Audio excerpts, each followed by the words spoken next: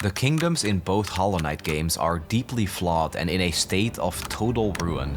Hallownest is a once thriving kingdom of insects, located in an underground network of caves, now overrun by a mind-controlling infection originating from a higher being. Pharloom is a land haunted by Silk and Song, a curse that reanimates bugs. The kingdom's civilization is still active, but constantly fighting for its survival against this madness. These two worlds exist in parallel, but what if they went to war?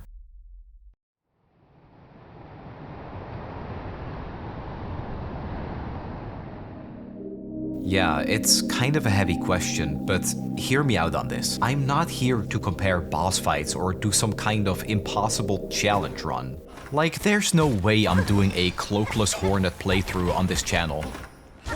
Unless...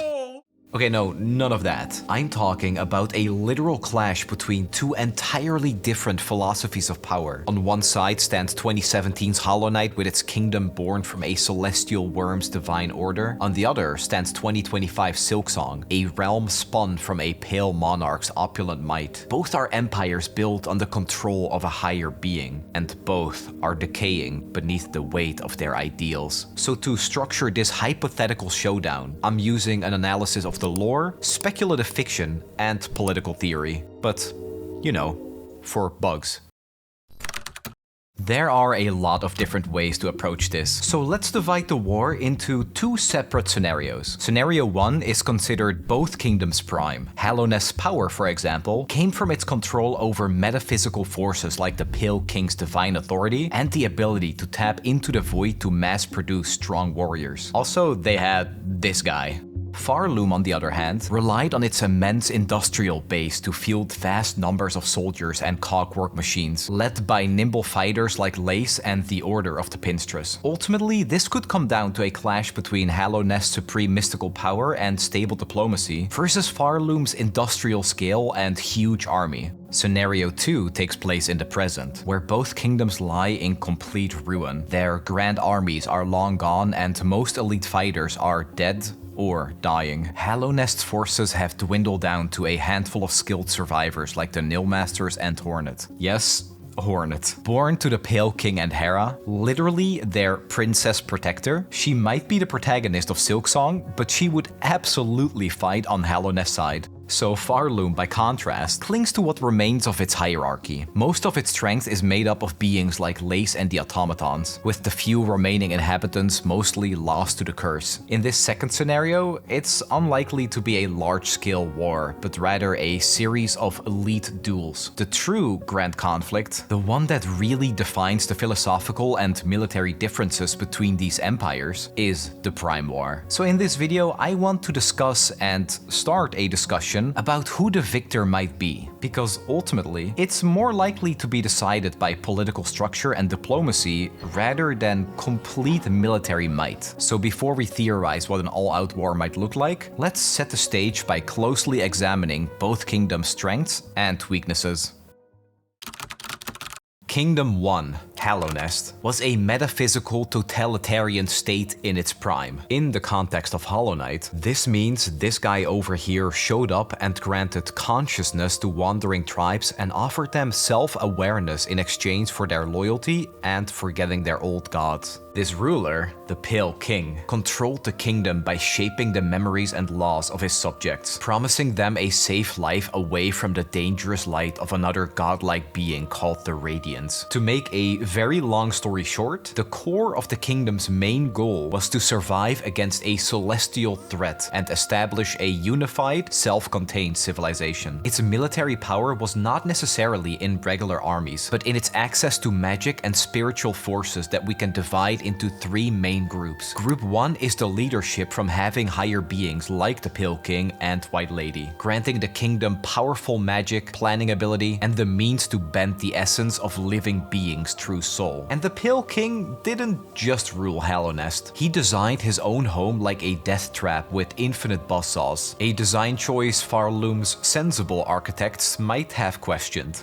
Group 2 consists of the Void Super Soldiers, because control over this black substance was arguably Hallownest's biggest weapon. This allowed them to mass produce almost unbeatable constructs who were tireless, emotionless fighters. Most importantly, regular soldiers require training, food, and pay, while these guys were already perfect because they require literally no maintenance or money, just a spoonful of void. On top of that, Hallownest has their greatest champion, the Pure Vessel. So consider this group a core of beefed up fighters that most normal armies couldn't beat. Lastly, Group 3 are the highly skilled fighters like the 5 Great Knights and the Soul Sanctum Scholars, as elite forces designed to beat enemies with magical power. Even groups like the Watcher Knights, who are trained from their origins in guarding the City of Tears, could serve as an elite armored infantry. Hallownest focused all its power inward to survive a spiritual fight. Its strength relied on a few key assets, making it difficult to invade, but easy to break entirely if those few systems failed.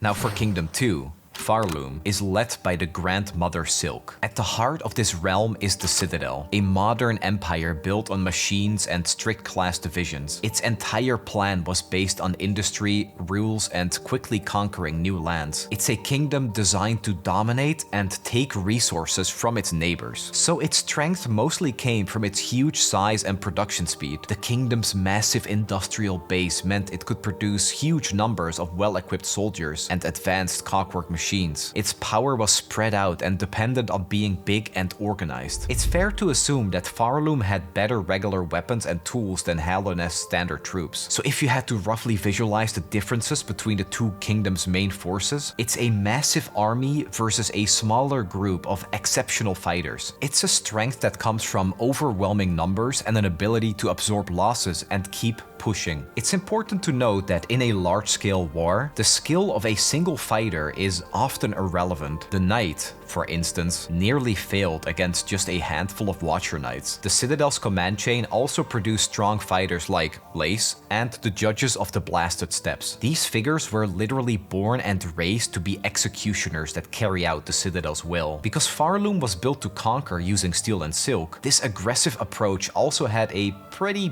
big downside. The constant exploitative conquest guaranteed the creation of powerful enemy groups within its own borders, meaning any outside war could immediately lead to a rebellion at home. Hallownest represents the inward collapse of control as a civilization that was building its own tomb by prioritizing one perfect solution over widespread resilience. And Pharloom represents the outward collapse of ambition as an empire that was expanding so violently that it consumed the ground beneath its own feet.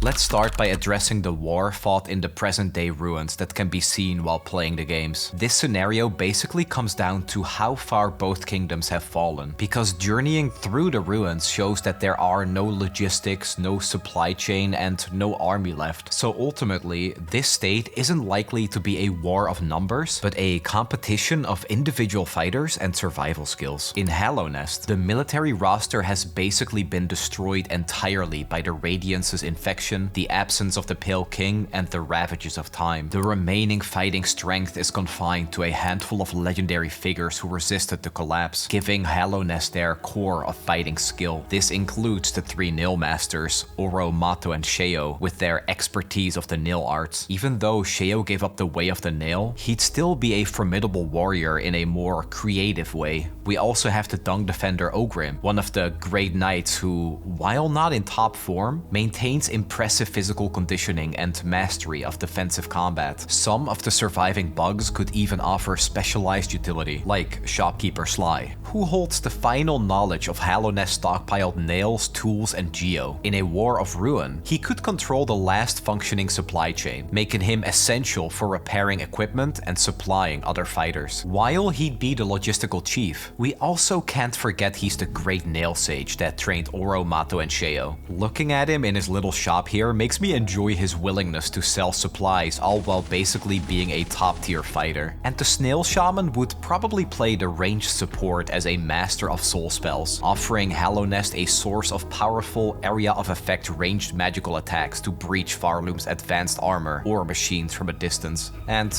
don't worry, of course we can't forget about Zoth, who would easily solo all of Pharloom. Actually, I don't know if he'd stand a chance against this little guy. But crucially, Hallownest has Hornet. Her speed, precision with needle and silk, and her innate strength as the child of a higher being make her a one-bug army. Her experience of fighting god-level threats are simply unmatched by a single surviving entity in Pharloom. Just remember that she took on the entire kingdom in Silksong. Not at the same time, of course, but she did beat the High Hall's gauntlet, which is almost the same thing. If we include the possibility of the knight being active, Hallownest's power level becomes entirely unbeatable. But even without the knight, this team is built on legendary concentrated skill.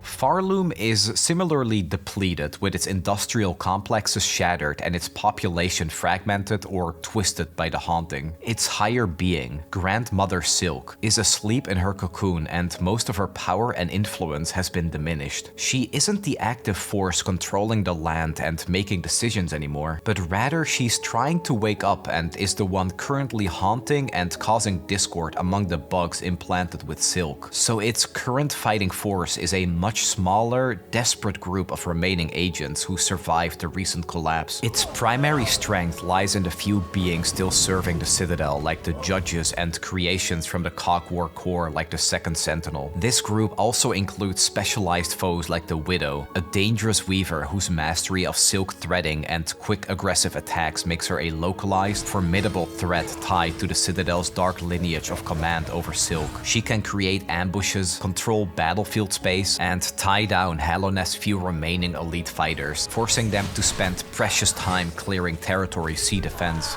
But Pharloom's ultimate weapon is Lace. Lace in particular poses a unique threat unlike anyone in Hallownest. She is a being of pure spun silk, granting her exceptional speed and agility that matches Hornet. Her focus on fencing and her capability to deploy silk in combat as a defensive or offensive tool makes her a specialist who doesn't rely on broad martial techniques like those of the Nil Masters. An important uncertainty that might not fit here is the status of Lost Lace. Her standard version would align with Pharloom, but her lost version could be driven by a different, unpredictable agenda. This lack of control, whether Lace fights for the Citadel, herself, or not at all, could be a major weakness or strength for Pharloom. Some of the other surviving bugs in Pharloom could use their unique talents to offer utility, like the Pinmaster, who could be crucial for quickly repairing the unique equipment used by Lace and the Citadel's bugs, or someone like Sherma, who wouldn't stand a chance in battle, but would be extremely important for morale and mobilization. He is the surviving faith and structure in Pharloom and would use his song to rally scattered pilgrims and haunted individuals, providing the kingdom with a quick source of uncontrolled numbers, or cannon fodder, to overwhelm smaller Hallownest forces. And with Sherma, Pharloom never has to worry about any locked doors. The choir bugs could also be deployed to maintain some semblance of order and authority across Pharloom's regions, preventing total anarchy by ensuring haunted bugs continue to obey basic commands. Yeah, looking at it, it's not great. When you pit these factions against each other, the result is pretty straightforward. A war in the current state of the kingdom wouldn't be won by territory, but settled by a few decisive high-stakes duels and ambushes, with the inevitable confrontation between Hornet and Lace serving as the most likely final clash. And she alone already demonstrated the power to overcome multiple major threats. For that reason, Hallownest wins the War in Ruins by virtue of its few remaining masters overpowering Pharloom's larger army with fewer specialists. But this skirmish is just a prelude. The true debate is the Prime War. This scenario is all about throwing Hallownest's mystical might against Pharloom's industrial scale, the kingdom's armies, technology, and raw power they're capable of bringing to the battlefield at their peak. Hallownest's military doctrine never prioritized recruits because it never had to. Instead, it focused entirely on quality, specialization, and leveraging supernatural power to create a force resistant to both physical and arcane collapse. Their army was built almost entirely ability to survive divine threats from within. Starting with their greatest strategic advantage, like discussed in the kingdom overview part of the video, their control over the void. The Pale King found a way to literally mass produce the perfect soldiers. King's molds are void constructs that cannot be infected and are virtually impervious to conventional weapons. If Pharloom's base represents endless supply, the King's molds represent endless defense. A steady deployment of these units could possibly nullify Pharloom's numerical advantage by creating a line that can only be penetrated by soul magic or void power. Furthermore, the Pure Vessel is the single most powerful individual weapon on the field, the almost perfect void-infused champion, wielding soul and the ultimate nail. This is the being that could effectively breach Pharloom's most heavily armored units and immediately dismantle its generals and command structure. The only important question we can't answer is the lore suggesting that their and the King's Mold's existence is tied to the Pale King's ongoing presence. So whether he could produce them outside Hallownest is uncertain. This very nature of the void grants Hallownest a power that is really hard to comprehend. The Knight has the potential to tap into the full power of the collective consciousness of the void itself, manifesting as the Shade Lord, a true god capable of shattering entire divine realms. This is the ultimate nuclear option, but it is an unreliable weapon against Pharloom. The Shade Lord is not a soldier the Pale King can command. Its manifestation is conditional on the Knight choosing a path of transcendence that seeks to annihilate existential threats, like the Radiants. Pharloom, despite having some ongoing supernatural issues, is a physical kingdom. Furthermore, deploying the Shade Lord would result in total indiscriminate destruction, consuming the battlefield without leaving a whole lot behind to actually rule over. So he's disqualified. One scary similarity between the two kingdoms is that both have a kind of divine bioweapon. Hallownest has the Infection, a curse originally meant to be contained, but one that could, in theory, be weaponized. Imagine unleashing it on Pharloom's legions to turn its organized soldiers into mindless husks. The Infection would be the perfect counter to Pharloom's greatest strength by corrupting its army from within. Pharloom, on the other hand, commands the Haunting, a more psychic plague that manipulates the minds of those touched by Silk. As an offensive tool, it could invert Hallownest's order, enslaving its weaker subjects. While the Void would resist, the rest of the kingdom could be rewoven into servants of the Citadel. It's an extremely unlikely scenario, but if both realms ever reach that level of desperation, their last act of war would be to weaponize their own impending downfall by turning its curse into an extinction event. The timeline for this scenario is a little bit messy, because we've defined Hallownest Prime as the period of the Pale King's active rule, when his full structure was operational. Hornet's existence belongs to the later stages of this era. She was born from a bargain to seal the rising Infection, so at this stage she's probably a young child during the war. I also mentioned the White Lady, but she would be an unreliable military asset. She is bound by chains of her own making, and most of her power is inherently passive, choosing to create life and grant blessing rather than active offensive magic. She has pretty explicitly disassociated from war efforts, instead supporting the Void Legions are the 5 Great Knights to provide leadership and martial skill, basically acting as field generals. These aren't in the game, so the only visual I have are these, dung statues. Next, the Soul Sanctum Scholars are Hallownest flying magical artillery. Their ability to teleport and deploy soul for large area of effect attacks could overwhelm Pharloom, even if they also have a large number of flying grunts. Their strength is the inverse of Hallownest, with a focus of quantity, skill, and attrition. They have the resources and architects to equip a much larger army than Hallownest ever maintained, giving them the obvious advantage in a war of position. To summarize, Pharloom has better weaponry. They have a defined hierarchy for more efficient resource management, supply lines, and troop deployment. A more developed structure to create specialized military units that are more effective than general forces. A clear chain of succession to ensure stability even if high-ranking leaders are lost, preventing a rapid collapse of the command structure. All of these points suggest a system for superior intelligence gathering to anticipate and counter enemy moves more effectively. On top of that, the deployment of clockwork machines and the trained judges who are still around in the present day provide Pharloom with reliable assets, with the citadel itself being a fortified stronghold presided over by the Grandmother Silk. This structure enables support drawn from various orders that train and command other forces like the Order of the Pinstress. This group of sisters specializes in precision weaponry, tools, and the tailoring of armor. Their warrior discipline is essential for training as well as being formidable warriors on the battlefield. More elites like Lace and Phantom are nimble and highly specialized, providing the Citadel with crucial fast-moving assets capable of neutralizing key targets and exploiting gaps in Hallownest's slower, armored formations.